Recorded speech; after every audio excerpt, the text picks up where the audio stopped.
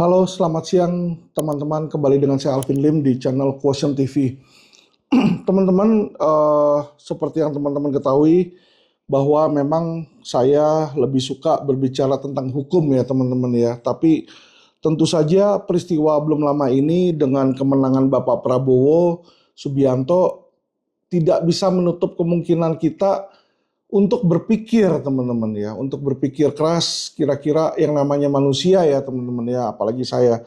Tentu kita mau tahu gitu loh, kira-kira nih ke depan bakal bagaimana ini ya, gitu ya. Pasti kan orang wondering itu apa namanya punya pemikiran lah gitu loh. Kayaknya bakal jadi bagaimana nih, kayaknya bakal jadi gimana dan banyak yang mulai bertanya kepada saya juga gitu, Pak Alvin gimana nih dengan adanya Pak Prabowo nih ya kan? Kira-kira apa yang bakal berubah? Orang tuh pasti nggak suka dengan perubahan ya, banyak yang nggak suka dan juga banyak yang nggak siap teman-teman ya dengan perubahan. Ini yang paling penting. Banyak orang yang nggak siap. Salah satu contoh orang yang nggak siap itu adalah PDIP teman-teman ya. Dan bukan cuma PDIP teman-teman. Eh, Aktor-aktor PDIP, contoh Mahfud juga nggak siap teman-teman. Kenapa saya bilang nggak siap? Kita lihatlah dari raut mukanya. Ya, apalagi Megawati. Saya yakin Megawati juga nggak siap. Karena kenapa? Megawati itu di video-video banyak bicara. Kita pasti menang, kita akan menang, kita pasti menang. Yang namanya pasti, dia udah berharap teman-teman. Dan yang namanya kalau dia udah bilang pasti menang, tiba-tiba kalah, nggak akan siap itu orang. Karena dia bilang pasti kok, ya kan? Jadi orang yang nggak siap inilah yang biasanya akan pusing, biasanya akan sakit kepala di sini, dan mereka nggak siap dengan apa yang akan terjadi, terutama perubahan-perubahan. Tentu saja kalau bagi era Megawati mereka nggak siap karena kenapa? Dengan mereka kalah di Pilpres, ya kan, kemungkinan besar mereka akan menjadi oposisi teman-teman ya. Sehingga kalau menjadi oposisi belum tentu mereka akan memperoleh kedudukan di dalam pemerintahan, nggak bisa jadi menteri, nggak bisa jadi duta besar, ya, jadi nggak bisa jadi pejabat lah, sulit lah. Paling mereka akan menduduki kursi legislatif karena memang PDIP itu masih partai yang memiliki terbanyak kursi di DPR ya teman-teman ya. Tapi terlepas dari situ yang saya mau memberikan sebuah analisa nih ya teman-teman ya tentang pemerintahan karena hukum dan pemerintahan itu tidak bisa terlepas. Ya. Hukum itu ada karena ada kekuasaan. Kekuasaan yang mau menguasai Indonesia, pejabat-pejabat Indonesia itulah makanya mereka membuat hukum, teman-teman ya. Dan untuk mengerti hukum ke depannya, saya harus mengerti politik ke depannya, teman-teman ya. Dan saya mau share, teman-teman, saya mau share pemikiran saya tentang kira-kira politik apa yang akan terjadi ke depannya yang berkaitan dengan hukum tentunya, teman-teman ya. Pertama, teman-teman, di era Jokowi 10 tahun kemarin, Jokowi itu tidak berdiri sendiri. Jokowi adalah presidennya, benar, ya. Tetapi secara parlementernya, secara legislatifnya, yang memimpin kekuasaan itu adalah Megawati, ya, melalui Puan sebagai ketua DPR. Karena DPR-DPR-nya itu yang menentukan undang-undang ditendang atau diterima itu adalah DPR, teman-teman, ya, yang mengesahkan undang-undang. Jadi kebijakan Jokowi 10 tahun kemarin tidak bisa disamakan dengan kebijakan yang sekarang. Kenapa saya bilang seperti itu? Jokowi ditambah dengan Ibu Mega sebelumnya, ya mereka merupakan sebuah allies yang sangat kuat, teman-teman. Ya, yang satu memimpin negara, yang satu pemimpin partai. Negara membutuhkan partai untuk bisa dia dipilih menjadi presiden ya untuk mendapatkan suaranya teman-teman. Sehingga di dalam kabinet Jokowi otomatis banyak orang-orang PDIP. Tetapi saya lebih mememphasize bahwa pemerintahan Jokowi 10 tahun pertama ini NKRI bisa disebut sebagai negara kepolisian Republik Indonesia. Ya, mungkin banyak yang nggak akan setuju sama saya, nggak apa-apa. Ya, sedangkan pemikiran saya yang kedua adalah nanti di zaman era Prabowo, NKRI menjadi negara kemiliteran Republik Indonesia. Kenapa di zaman Megawati itu bisa saya sebut ya sebagai negara kepolisian Republik Indonesia? Semua ini karena corak-corak pemerintah, pejabat dan menterinya sebagian besar diisi oleh menteri dari pihak kepolisian, teman-teman, dari institusi polisi. Dan ini tidak terlepas dari peran serta seorang yang sangat hebat, yaitu yang bernama Budi Gunawan. Jadi kalau teman-teman tahu, Budi Gunawan itu punya kedekatan dengan PDIP ketika pertama kali Jokowi menjadi presiden, ya. Si Budi Gunawan ini dia mencalonkan diri sebagai Kapolri, teman-teman, ya. Sebagai Kapolri, Kepala Kepolisian Republik Indonesia. Tetapi kita tahu tiba-tiba KPK mau menyerang di situ kan. Terjadilah yang namanya cicak versus buaya, teman-teman, ya. Sehingga hampir saja Budi Gunawan ini udah dijadikan tersangka, teman-teman, ya. Udah jadi tersangka loh. Dia pra-peradilkan, dia lepas dari pra-peradilan dari posisi tersangka dia, dan bahkan dia bisa manuver menjadi kepala BIN, jadi ketua BIN, teman-teman, ya. Akhirnya kepala kepolisian diberikan ke orang lain. Tetapi kalau kita lihat, teman-teman, corak-corak di kementerian di zaman Jokowi itu banyak sekali yang dari polisi, ya, baik itu menteri maupun pejabat-pejabat terkait, ya, dan juga dubes itu banyak sekali dari kepolisian, ya.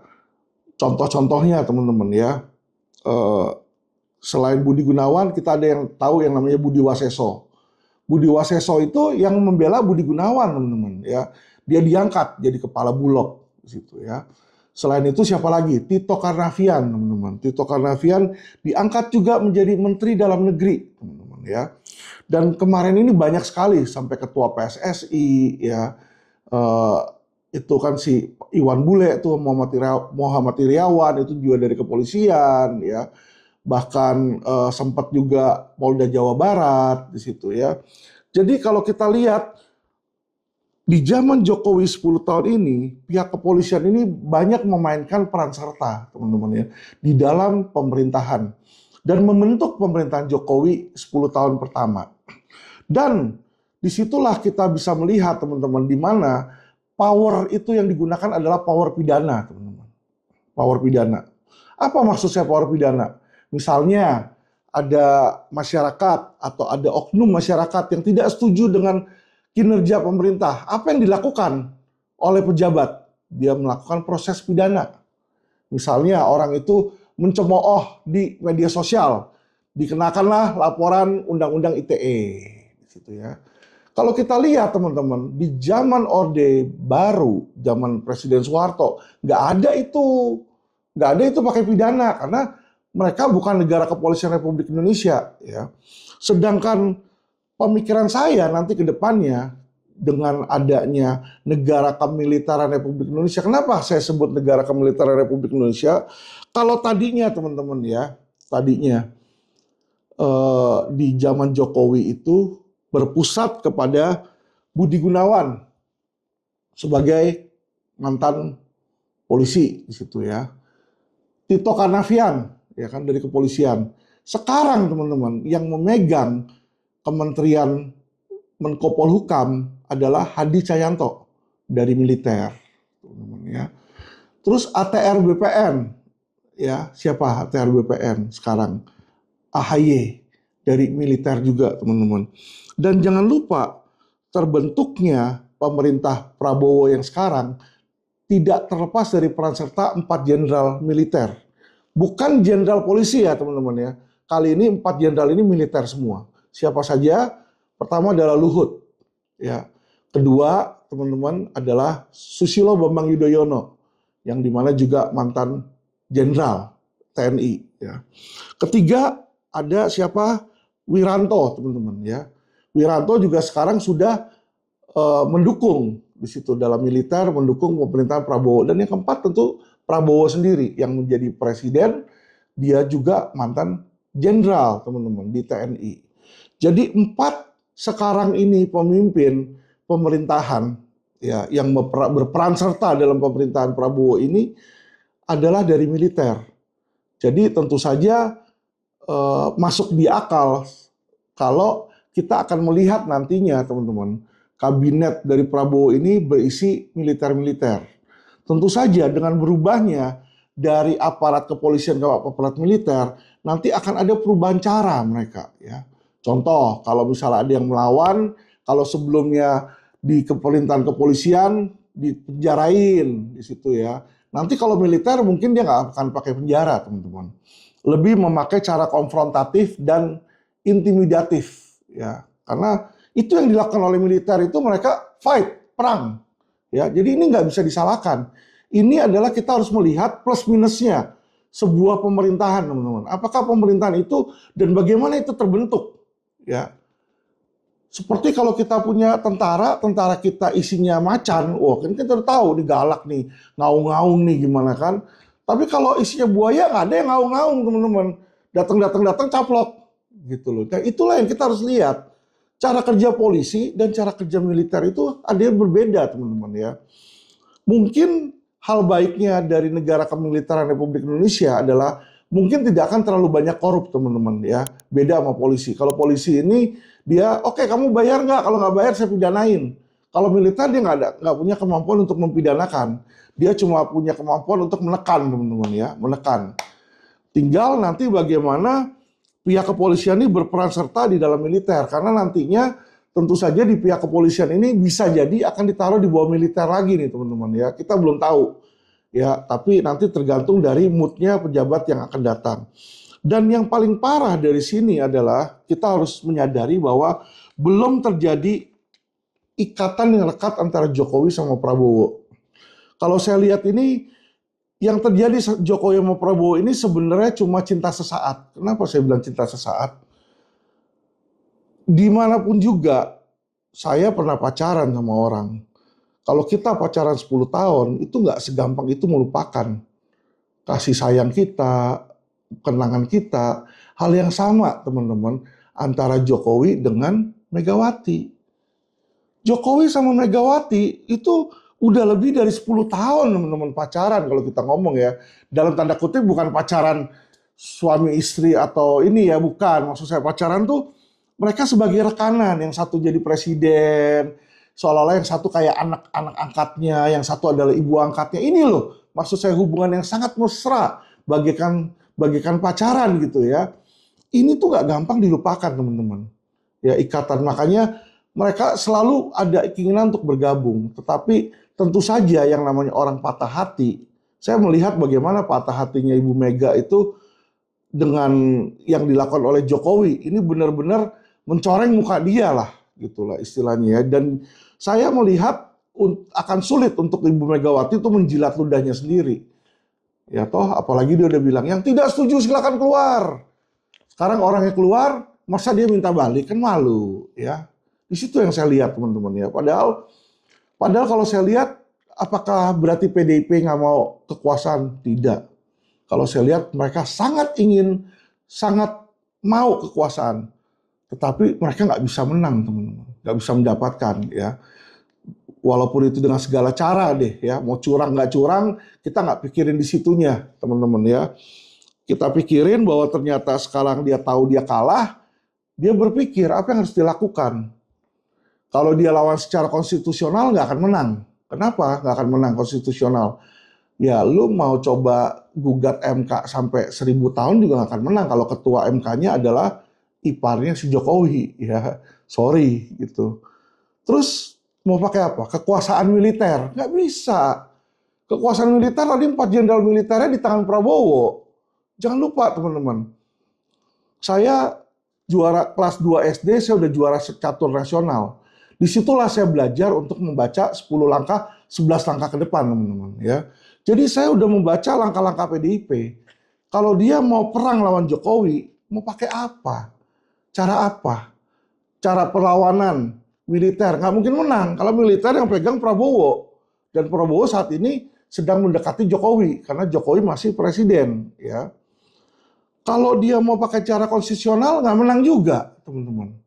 Ya, kalau dia pakai mau cara preman nggak menang juga. Prabowo udah punya Hercules di sini ya. Jadi disinilah makanya PDIP ini kebakaran jenggot. Untuk dia mendapatkan kekuasaan hanya satu, yaitu dia menelan ego dia dan menjadi koalisi sama Prabowo.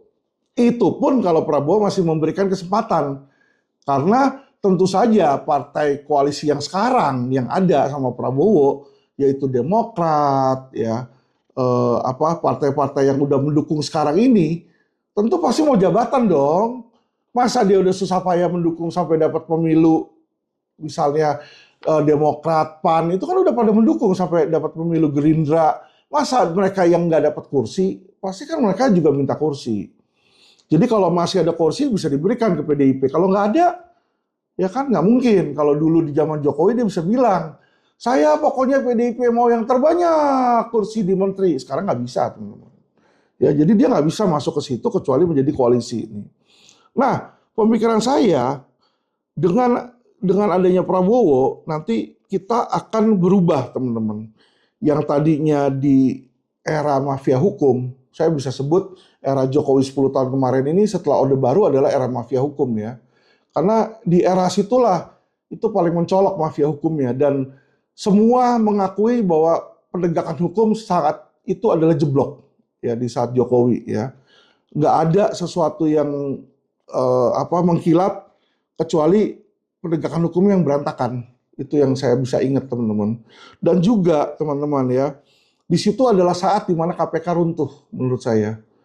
Pertama adalah dengan munculnya undang-undang KPK yang baru. Undang-undang yang alih-alih katanya memperkuat KPK, ternyata memperlemah KPK.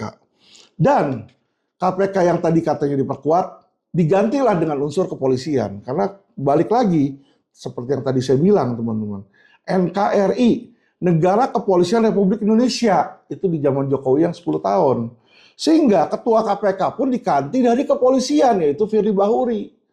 Padahal saya sudah bilang, kepolisian zaman itu banyak oknum ya, banyak oknum. Dan merupakan sarang mafia. Karena ada oknum, ada mafianya di situ, teman-teman ya. Dan salah satu mafianya itu ya Firly Bahuri, yang sekarang jadi tersangka kasus suap, teman-teman ya. Jadi bagaimana seorang ketua KPK mau memberangkat korupsi kalau dia sendiri korupsi? Lucu dong, teman-teman. Ya kan? Memberantas penjahat, dirinya sendiri penjahat. Masa suruh penjahat untuk memberantas penjahat? Nggak akan selesai, teman-teman. Ya, inilah saya melihat, saya bicara berdasarkan fakta ya. Saya bukan jelek-jelekin. Benar nggak Firly Bahuri tersangka? Benar nggak Firly Bahuri itu diduga terlibat sama Syahrul Yassin Limpo? Ya kan, memeras, meminta uang di situ kan.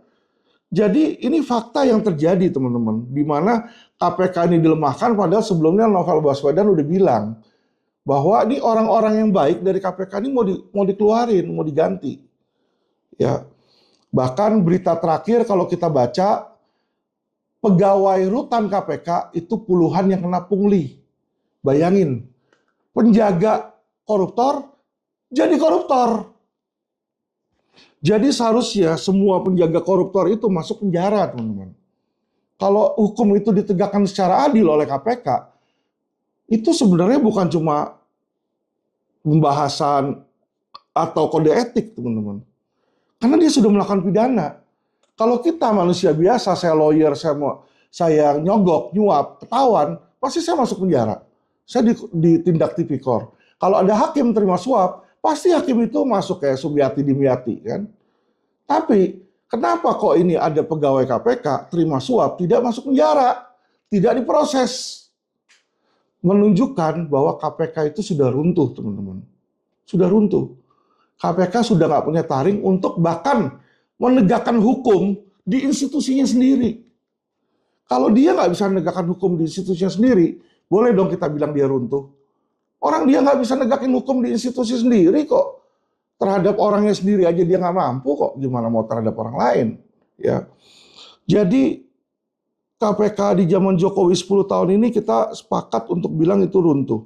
Lalu apa yang terjadi nanti KPK di Orde Baru? Kalau menurut saya teman-teman, KPK di New Orde Baru tidak akan banyak perubahan. Kenapa nggak akan banyak perubahan?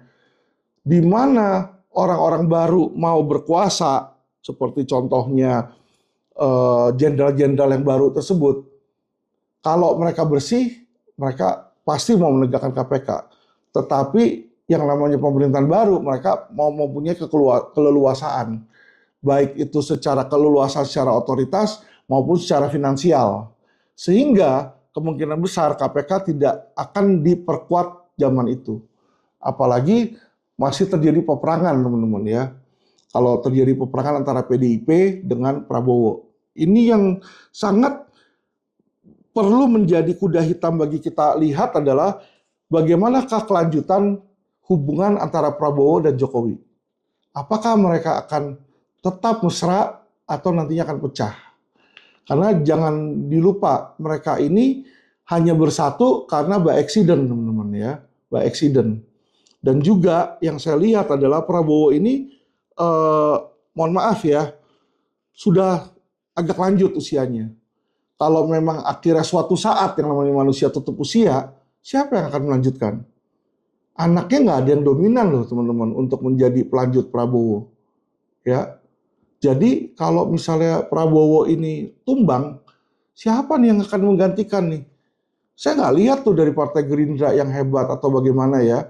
Paling kakaknya, tapi kakaknya pun juga di bidang politik nggak begitu bersinar ya, Pak Hasyim itu ya. Jadi saya melihat agak sulit. Anaknya Pak Hasyim pun yang bersinar cuma Saras.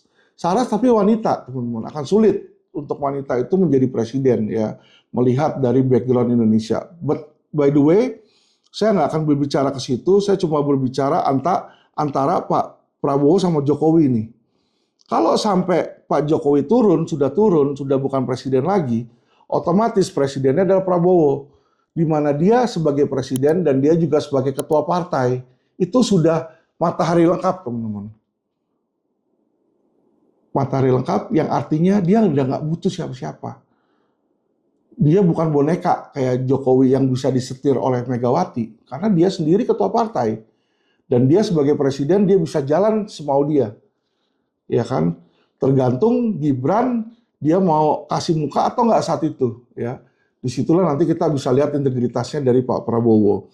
Tapi terlepas dari situ, teman-teman, yang saya tertarik untuk melihat di zaman Prabowo ini adalah apakah beliau itu benar seperti yang dia ngomong, dia tulus mau membenahkan negara ini, atau dia cuma seseorang yang haus kekuasaan seperti Soeharto. Itu yang akan menjadi titik balik Indonesia. Jadi Indonesia nih bisa punya dua masa depan. Masa depan yang cerah apabila pemimpinnya ini benar, karena ini pemimpin seperti yang saya bilang teman-teman, ini pemimpin yang tipe matahari penuh, full moon ini ya, full sun ini. Ya, dia bersinar penuh, dia nggak butuh dari orang-orang di situ, nggak butuh cahaya dari orang-orang, karena dia sendiri yang punya partai dan dia sendiri yang udah presiden, sini teman-teman ya. Nah, kalau dia punya itikat baik, tentu saja Indonesia akan menjadi negara yang kuat dan negara yang maju ya. Siapapun dia bisa lawan dan gak ada yang bisa menang lawan dia, teman-teman.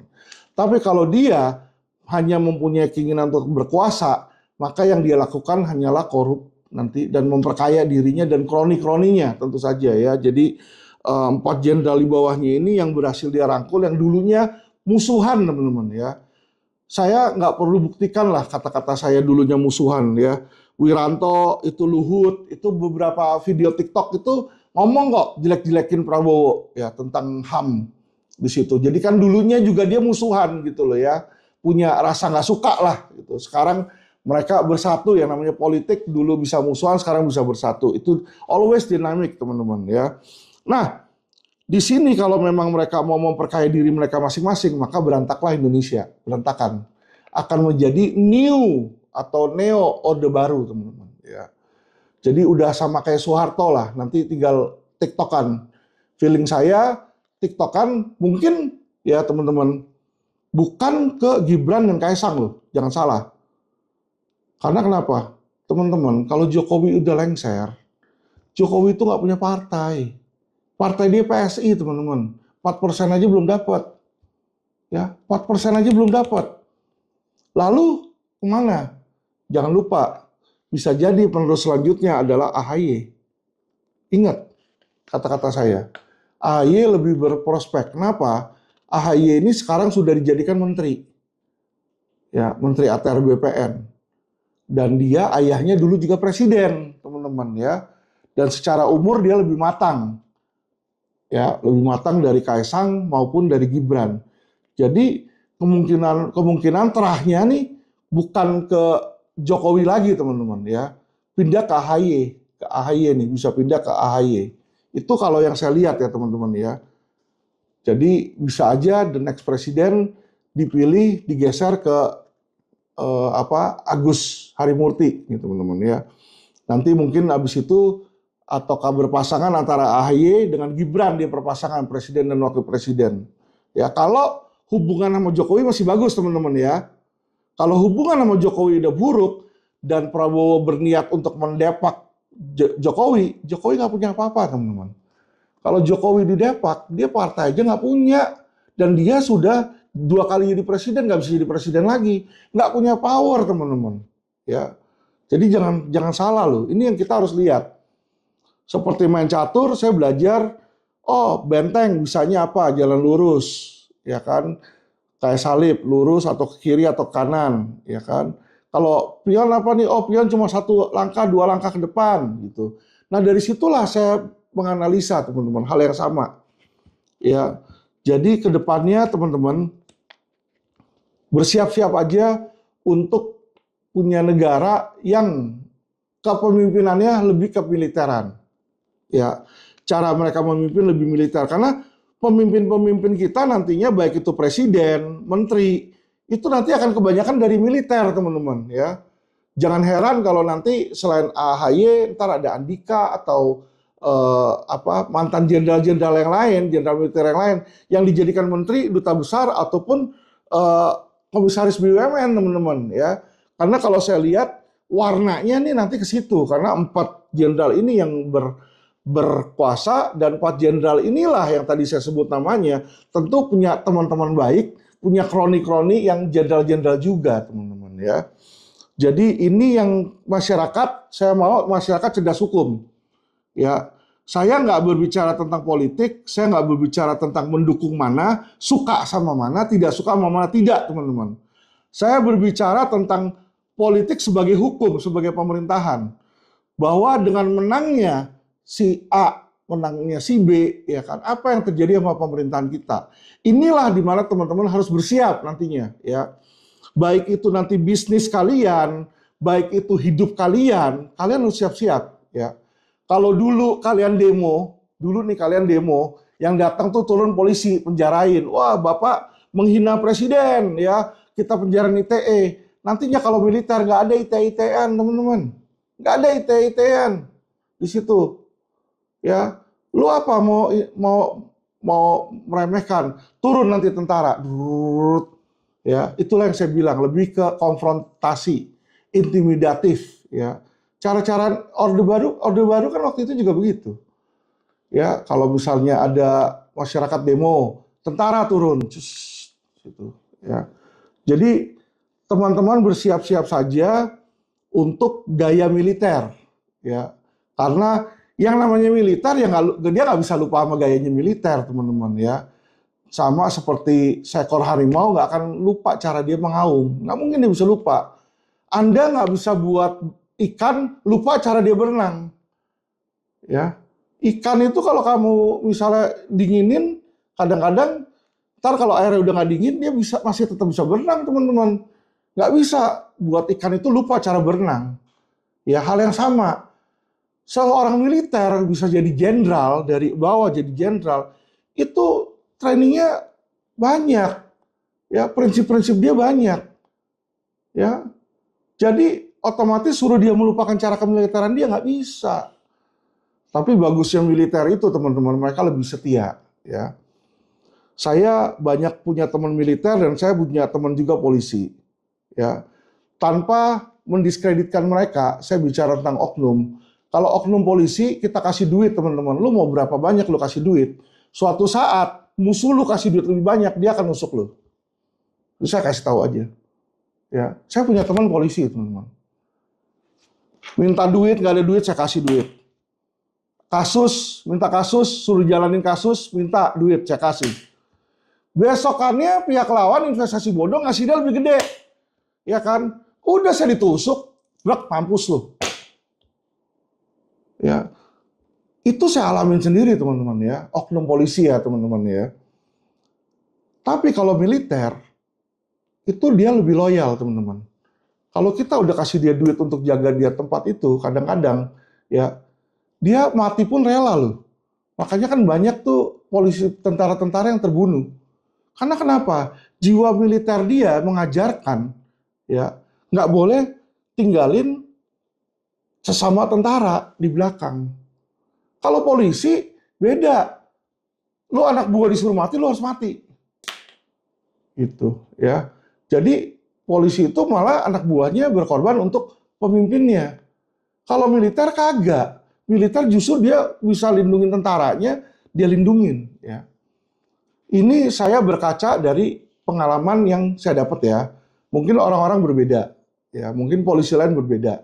Makanya saya bilang ini oknum, ya. Tapi yang saya lihat seperti itu, teman-teman, ya. Kalau penilaian saya pribadi, tentara itu lebih setia daripada polisi. Dan tentara itu nggak usah dikasih uang terlalu banyak, dia jalan. Kalau polisi, ya kan, kita kasih uang banyak pun masih tetap aja kurang buat mereka. Makanya banyak polisi rekening gendut. Ya, sekarang polisi-polisi jenderal-jenderal itu banyak yang mainan tambang, teman-teman. Di situ. Nah, terlepas dari itu, makanya saya mau bicara sama teman-teman untuk bersiap-siap. Nantinya juga ekonomi, ya kan?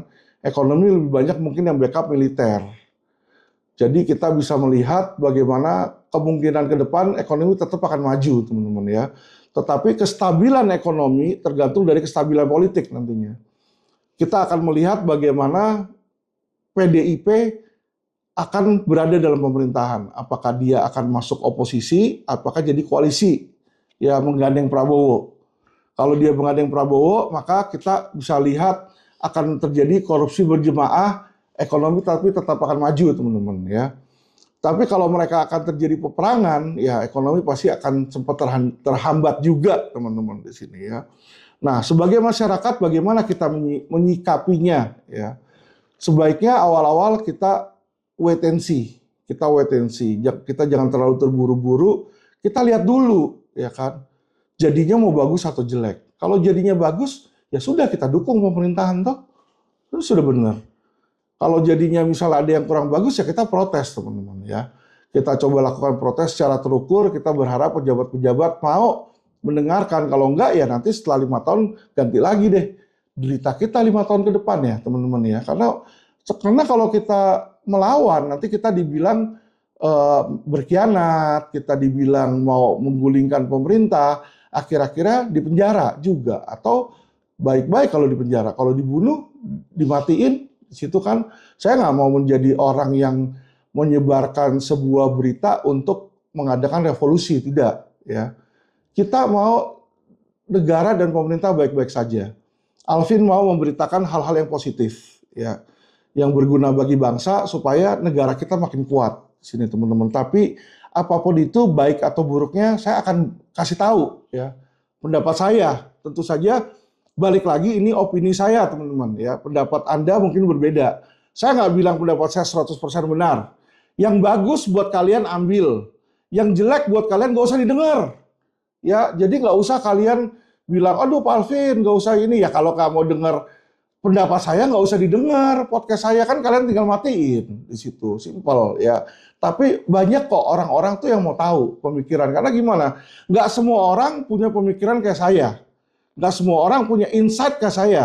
Nggak semua orang punya pengalaman kayak saya. Jadi minimal mereka mau dengar nih pendapat si A gimana, pendapat si B gimana, supaya mereka juga bisa menyikapi hidup mereka, teman-teman ya. Jadi kita berikan option kepada mereka yang mau dengar, kepada mereka yang merasa dirinya sudah mengerti, sudah pintar, ya udah biarin aja di situ, teman-teman ya.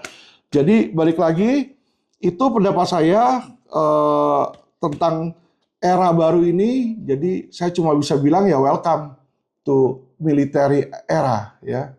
Selamat datang kepada era militer yang ada. Semoga masyarakat yang mendengar podcast saya ini bisa berguna dan bisa menangkap sebagian dari podcast ya kira-kira untuk hidup mereka bisa tahu nih, oh ke depan nanti politiknya seperti ini, hukumnya seperti ini gitu ya. Dan nanti dibuktikan saja dengan berjalannya waktu, benar nggak ya. Memang selama ini setiap kali saya podcast dan saya memprediksi sesuatu kan selalu benar ya. Saya bilang kemarin sebelum pemilu, saya udah tahu pemenangnya siapa. Ya kan itu udah diatur dari MK. Saya udah bilang, sudah diatur dari sidang MK. Ya toh sidang MK kita tahu kan menguntungkan siapa kan? 02 kan Gibran. Dan ternyata benar kan pemenangnya 02. Dan saya juga bilang ketika Megawati bilang, kita pasti menang, pasti menang. Saya keluarin tuh video tuh. Saya keluarin video TikTok. Saya bilang, kalau Ganjar dan Mahfud menang, ini potong kuping saya bilang. Karena saya yakin pasti kalah. Saya sudah tahu, yakin pasti. Ya kan? Ya bagi saya. Kalau orang lain nggak yakin ya nggak apa-apa. Kan itu pendapat saya. Keyakinan saya. Saya boleh dong yakin. Ternyata benar tapi kan. Benar toh? Nah ini pun juga sama. Saya memprediksi bahwa di era Prabowo akan berubah dari negara kepolisian Republik Indonesia menjadi negara kemiliteran Republik Indonesia. Ya, bukan berarti isinya militer semua, tapi seperti yang tadi saya bilang, ya banyak pensiunan purnawirawan jenderal TNI yang nanti akan menduduki jabatan menteri, jabatan duta besar, jabatan komisaris BUMN ya teman-teman ya. Jadi agar ini bisa menjadi perhatian bagi teman-teman ya, insight saya untuk membantu kehidupan teman-teman juga gitu loh ya. Jadi kira-kira bisa tahu nih, oh kedepannya bakal begini, kedepannya baiknya saya seperti ini gitu ya. Oke teman-teman, saya rasa itu aja. Terima kasih dan salam cerdas hukum.